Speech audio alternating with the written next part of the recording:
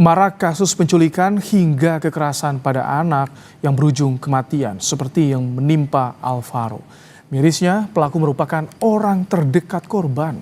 Kasus Alvaro jadi alarm darurat perlindungan anak yang masih rentan jadi korban kekerasan, termasuk konflik rumah tangga. Bagaimana melindungi anak termasuk kepekaan lingkungan untuk mendeteksi potensi bahaya pada anak.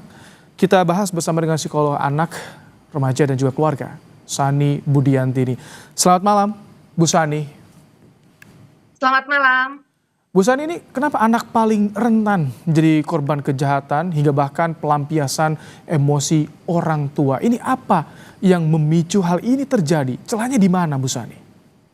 Iya, kekerasan dalam rumah tangga atau KDRT atau disebut dengan domestic violence itu memang biasanya terjadi ada di dalam keluarga, ya, di mana biasanya pelaku adalah ya di posisi tokoh otoritas, sementara objek atau target atau korban yang disasar adalah orang yang paling lemah golongannya. Misalnya saja anak atau asisten rumah tangga misalnya, atau posisi istri yang juga dianggap lemah begitu. Jadi biasanya memang justru anak itu menjadi sasaran dari posisi pelaku yang sifatnya otoriter, otoritasnya tinggi di dalam keluarga yang menjadikan anak itu menjadi korban pelampiasan kekerasan. Apapun yang terjadi, faktor apapun yang ada, itu anak bisa jadi objek. Nah, di sini kalau kita lihat banyak faktor, misalnya faktor ekonomi, faktor emosi yang tidak bisa diregulasi dengan baik. Yang jelas, anak akhirnya menjadi korban atau target sasar dari orang tua atau tadi ya pelaku yang merasa dirinya di posisi yang paling tinggi begitu. Edukasinya seperti apa sih sebagai orang tua ketika kita berkonflik atau ada konflik di keluarga agar jangan sampai melibatkan anak atau anak yang justru menjadi korbannya di sini? Iya, memang miris sekali ya, karena anak itu kan sebenarnya adalah perlu dilindungi. Mereka perlu tumbuh dengan kondisi situasi rumah yang kondusif, yang aman sebenarnya. Tapi ketika rumah tidak aman, apalagi pelaku itu adalah justru orang tuanya, ini membuat situasi menjadi complicated. Kenapa? Jarang sekali memang di sini orang luar ya atau orang di sekitar keluarga yang akhirnya bisa mengintervensi untuk membantu masalah ini karena dianggapnya ini privacy keluarga. Tapi yang jelas sebenarnya adalah kalau ini terjadi, tanggung jawab itu adalah kita di keluarga ring 2 itu juga termasuk bertanggung jawab, termasuk tetangga misalnya.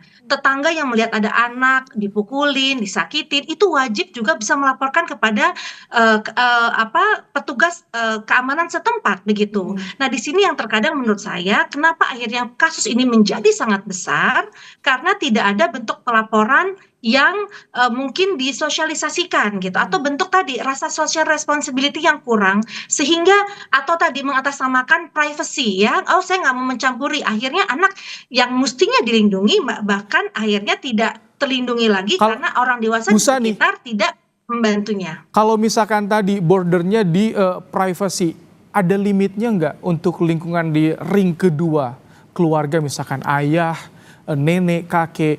Ketika udah batas limit, oke, ini harus diintervensi agar anak tidak menjadi korban, itu batasannya di mana?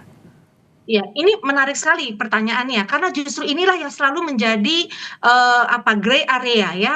Apakah ini kita boleh masuk atau tidak? Karena kalau kita tahu KDRT itu kan sifatnya bukan hanya fisik, ada verbal ya, ada attack verbal yang membuat anak menjadi luka batin, psychological bullying ya, atau kekerasan dalam psikologis. Anak misalnya diancam ya, sampai memang fisik. Nah, ini sebenarnya wawasan ini perlu dipahami dulu oleh kita sebagai masyarakat. Dan ketika kita tahu, kita dengar bahwa ada orang tua yang mengatai anaknya tolol, goblok misalnya, kita boleh sebenarnya mengingatkan bahwa itu sudah masuk ke dalam kekerasan dalam rumah tangga yang disebut dengan verbal attack atau verbal bullying begitu. Nah, ini yang karena wawasan kurang dan ketakutan karena ini masalah privasi keluarga lain, maka membuat justru kasus ini semakin besar dan seperti gunung es ya, yang dilaporkan jauh lebih kecil dibanding sebenarnya kenyataan yang ada karena tadi ketakutan tidak tahu cara bagaimana mengingatkan atau melaporkan kasus-kasus seperti ini